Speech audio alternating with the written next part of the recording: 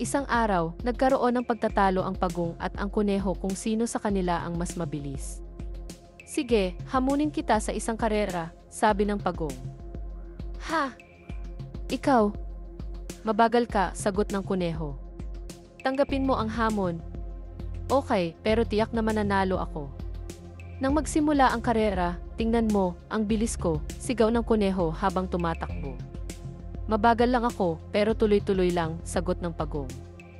Magpahinga muna ako, mahaba pa ang oras, sabi ng kuneho habang umuupo sa lilim ng puno.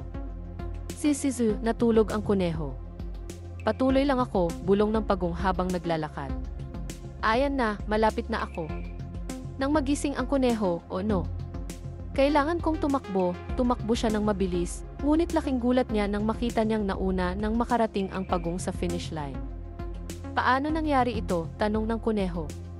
Minsan, ang tiyaga ay mas mahalaga kaysa sa bilis, sagot ng pagong.